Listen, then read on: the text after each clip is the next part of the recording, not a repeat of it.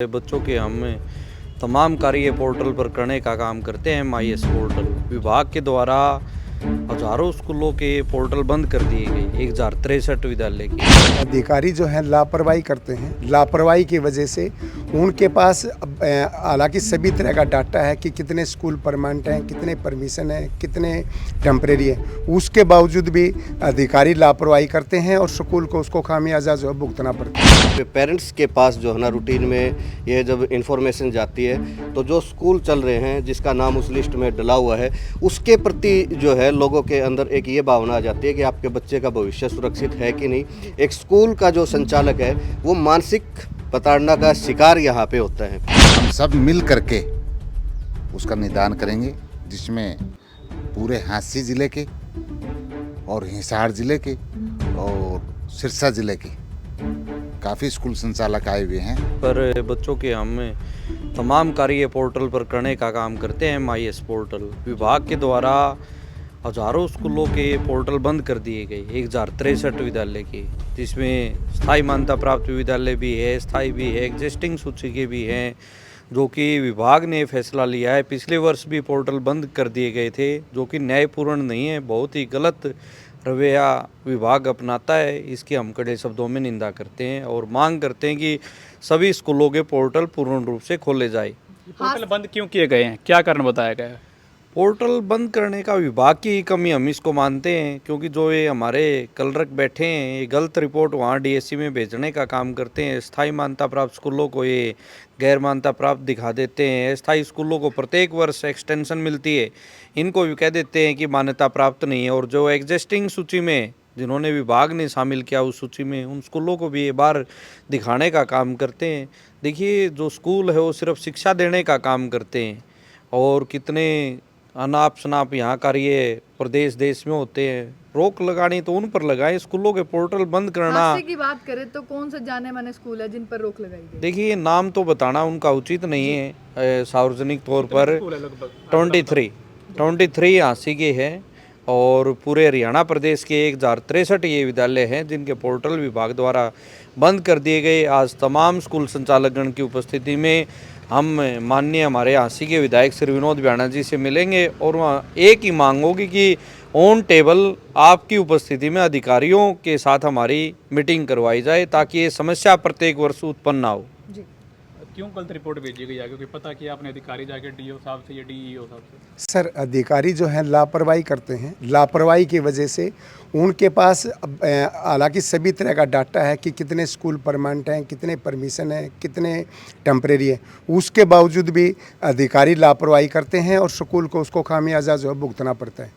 तो इसी के विरोध के अंदर हम आज इसकी गौर निंदा करते हुए विधायक जी को ज्ञापन देंगे और शिक्षा मंत्री और उनके अधिकारियों से बैठक करके रूबरू टेबल के ऊपर जो है इसका निदान करवाएंगे। सर, गलत रिपोर्ट भेजने से किन समस्याओं का सामना करना पड़ता है? गलत रिपोर्ट जो है भेजी गई है अधिकारियों के द्वारा, उसके माध्यम से जब ये आज सोशल मीडिया का दौर है जहाँ पे पेरेंट्स के पास जो है ना रूटीन में ये जब इन्फॉर्मेशन जाती है तो जो स्कूल चल रहे हैं जिसका नाम उस लिस्ट में डला हुआ है उसके प्रति जो है लोगों के अंदर एक ये भावना आ जाती है कि आपके बच्चे का भविष्य सुरक्षित है कि नहीं।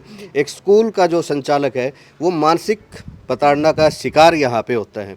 दूसरी बात मैं ये कहना चाहूँगा कि जो अधिकारियों ने रिपोर्ट दी हुई है, आप देखेंगे पिछले साल इन्होंने जो रिपोर्ट भेजी थी जिसके कारण स्कूलों के MIS पोर्टल बंद हुए थे, बाद में मतलब विभाग ने माना कि वो रिपोर्टें जो थी गलत थी, वो पोर्टल खुल गए। इस साल भी एज इट इज वही की वही लिस्ट फिर से जारी हो गई है। किसी भी अधिकारी ने कहीं भी जाकर के स्कूल का ये मुआयना नहीं किया कि ये स्कूल किस श्रेणी में आता है, इसके पास एग्जिस्टिंग सूची में है, MIS के ऊपर है या फिर इसे अस्थायी श्रेणी में है या स्थायी में है, कौन से कोई भी फिजिकल इंस्पेक्शन किसी भी अधिकारी के द्वारा अब तक नहीं किया गया है। तो मैं यही कहना चाहूँगा कि फिजिकल जो है वेरिफिकेशन करके, क्योंकि ये स्कूल सरकार ने खुद माना है ये कि पोर्टल के ऊपर है, पोर्टल इनके पास है, तो जल्दी से जल्दी इनके पोर्टल खोलने का काम करें ताकि ये जो स्कूल संचालक हैं शिक्षा देने का काम कर रहे हैं ये उस मानसिक प्रताड़ना से बच सकें। कहाँ से आज टीचर्स इकट्ठे हुए हैं? आज इस हिंदू सीनियर सेकेंडरी स्कूल में प्रांगण में भिन्न भिन्न जिलों से स्कूल अपनी समस्याएं लेकर के आए हैं। हम सब मिल करके उसका निदान करेंगे, जिसमें पूरे हाँसी ज़िले के और हिसार ज़िले के और सिरसा ज़िले के काफ़ी स्कूल संचालक आए हुए हैं, क्योंकि उनकी एक मेन समस्या है कि गवर्नमेंट ने पंचकुला में जो अधिकारी बैठे हैं उन्होंने इनका पोर्टल बंद कर दिया गया, और पोर्टल भी जो हमारे जिला वाइज जो अधिकारी हैं और उनके नीचे काम करने वाले हैं उनकी रिपोर्ट के अनुसार से किए गए हैं, जो कि वो सही नहीं है। सर पोर्टल बंद करने से समस्या क्या होती है? समस्या, सबसे बड़ी समस्या होती है कि जो स्कूल चलाने के लिए पोर्टल ही, जो बच्चा एडमिशन लेता है हम पोर्टल पर MIS पोर्टल के ऊपर दिखाते हैं, उस बच्चे को ऐड करना भी और उसको लेफ्ट करना भी वो पोर्टल ही है। स्कूल का असली जो कार्य करता है MIS पोर्टल है, और उसी को वहाँ से बंद कर दिया गया है। इसलिए जिन स्कूलों के ये बंद है वो काफ़ी परेशानी में हैं। तो मेरा तो यही अनुरोध है अधिकारियों से भी, उन स्कूलों की जांच की जाए, क्योंकि जो स्कूल टेम्परेरी भी हैं तो वे 30 साल पुराने टेम्परेरी हैं, जिस तरह उनको एज इट इज़ स्थायी मान्यता दी जाए, और जो परमानेंट हैं उनको आपने चेक नहीं किया गया तो उनको भी तुरंत प्रभाव से चेक करके उनका पोर्टल खोला जाए। स्थायी मान्यता प्राप्त स्कूलों को अस्थायी मान्यता प्राप्त बताया जाता है, लिस्ट आती है, सर क्या कहना चाहोगे? नहीं, मेरे को इस बारे में पूरी नॉलेज नहीं है, मैं कोई बता नहीं पाऊँगा यहाँ पे। जी सर क्या कहना चाहोगे? सर स्थायी मान्यता प्राप्त और अस्थायी मान्यता प्राप्त, स्थायी तो हर साल उनको 1 साल के लिए रिकॉर्ड दी जाती है, और परमानेंट जो होते हैं परमानेंट है, फिर भी कुछ गड़बड़ ऑफिस में पहुंच जाती है कि भी इनके पास RTE के तहत बच्चों की संख्या ना दिखा करके अधिकारियों के द्वारा कुछ पोर्टल बंद कर दिए, जिससे बहुत सारी समस्याएं उत्पन्न होती हैं कि हम बच्चों को अगर सर्टिफिकेट लेना चाहते तो हम नहीं दे सकते, अगर हम बच्चे को दाखिला करना चाहते हो उसका दाखिला नहीं कर सकते। तो इस प्रकार की बहुत सारी समस्याएं हमारे सामने आती है। तो सरकार को अधिकारियों को देखना चाहिए कि भाई ये समस्याएं ना आए, स्कूल वाले परेशान ना हो, और इसी परेशानी को देखते हुए सारे स्कूल वाले आज इकट्ठे हुए और अधिकारियों से बातचीत की जाएगी। माननीय हमारे विधायक जी उनसे बात की जाए, शिक्षा मंत्री से बात की जाएगी, तो इस समस्या का समाधान जल्द से जल्द किया जाएगा। सर चिराग योजना की बात करें तो उसको लेकर अब क्या बातचीत हुई मीटिंग में? चिराग योजना में तो ये है कि सरकार बच्चे तो हमसे पढ़वा रही है लगातार, लेकिन उनके फीस की प्रतिपूर्ति वो नहीं कर रहे, जिसके कारण स्कूल का जो आर्थिक ढांचा है वो भी गड़बड़ा जाता है, और फिर पेरेंट्स और बच्चों के बीच में भी दिक्कतें आती कि हमें फ़ीस नहीं मिल रही तो हम नहीं पढ़ाएंगे, तो उससे पेरेंट्स के साथ बार बार अनावश्यक जो झगड़ा होता है वो अक्सर होता है।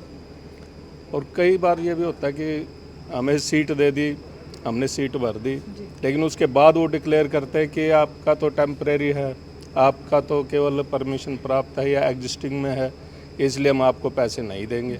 या तो ये चीज़ें उनको पहले ही डिक्लेयर कर देनी चाहिए कि ये आपका टेम्परेरी है या एग्जिस्टिंग में, इसलिए आपको सीट हम नहीं देंगे। तो उससे फिर अनावश्यक कार्रवाई से जो ना स्कूल वाला भी बच जाए।